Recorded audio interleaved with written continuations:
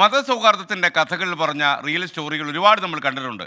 കഴിഞ്ഞ കുറച്ച് ദിവസങ്ങളായി തിരുവനന്തപുരത്ത് നിന്നും അത്തരം ചില ചിത്രങ്ങളും സമൂഹ മാധ്യമങ്ങൾ പ്രചരിക്കുന്നു. അമ്പലത്തിന് ആർച്ച് വയ്ക്കാൻ ആർച്ചിൻ്റെ സ്വന്തം പള്ളിയുടെ ആർച്ചിൻ്റെ പകുതി നൽകിയ ഒരു മസ്ജിദിൻ്റെ കഥ അങ്ങനെ ഒന്നാണ് സമൂഹ മാധ്യമങ്ങൾ പ്രചരിച്ചത്. എന്നാൽ അതുക്കും മേലെ സ്നേഹത്തിൻ്റെ ഒരു കേരള റിയൽ സ്റ്റോറി ഞാനിപ്പോൾ കാണിച്ചു തരാം.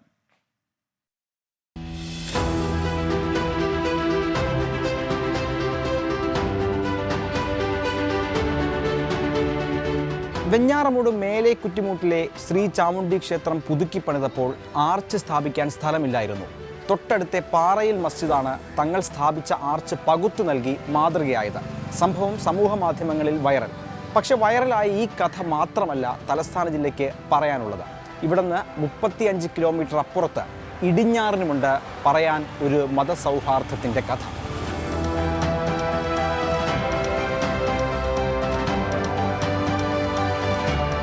മതത്തിൻ്റെ വേലിക്കെട്ടുകളില്ലാതെ വർഷങ്ങളായി ഒറ്റ കോമ്പൗണ്ടിനുള്ളിൽ സ്ഥിതി ചെയ്യുന്ന ഇടിഞ്ഞാറിലെ മുഹിയുദ്ദീൻ ജുമാ മസ്ജിദും മാടൻ തമ്പുരാൻ ക്ഷേത്രവും രണ്ടു മതസ്ഥർ ഒരേ വഴിയിലൂടെ ഒരേ മനസ്സോടെ അവരുടെ അമ്പലത്തിലും പള്ളിയിലും പോകുന്നു.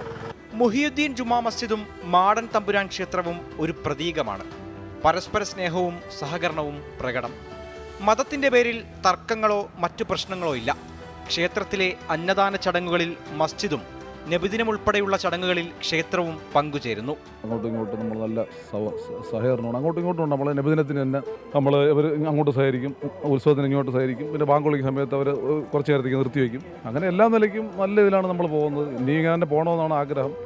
നമ്മൾ ഇന്നത്തെ സാഹചര്യം നമുക്കറിയാമല്ലോ. ഈ സാഹചര്യങ്ങൾ വെച്ച് നോക്കുകയാണെങ്കിൽ ഇങ്ങനെ നമ്മൾ പിന്നെ നമ്മളെ മരണം വരെയും ഇങ്ങനെ പോകണമെന്നുള്ളതാണ് നമ്മൾ ആഗ്രഹിക്കുന്നത്. ബാങ്ക് വിളിയും ശരണം വിളിയും ഒരൊറ്റ കോമ്പൗണ്ടിൽ മുഴങ്ങും.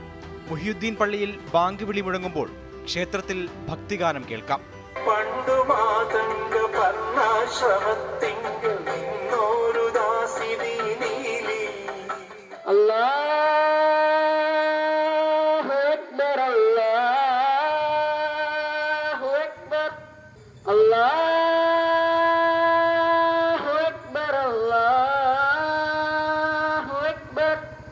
നാട്ടുകാരായാലും ഇപ്പോൾ പള്ളിയിൽ പറഞ്ഞവരായാലും അമ്പലത്തിൽ തിരിച്ചിട്ടേ പോവുള്ളൂ.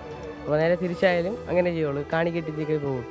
വെഞ്ഞാറമുട്ടിൽ കണ്ടതുപോലെ ക്ഷേത്രത്തിനും അമ്പലത്തിനുമായി ഒരു ആർച്ച് കൂടി പണിയാൻ ഒരുങ്ങുകയാണ് ഭാരവാഹികൾ. അഖിൽ ഷാ അൻസാർ, 24 തിരുവനന്തപുരം.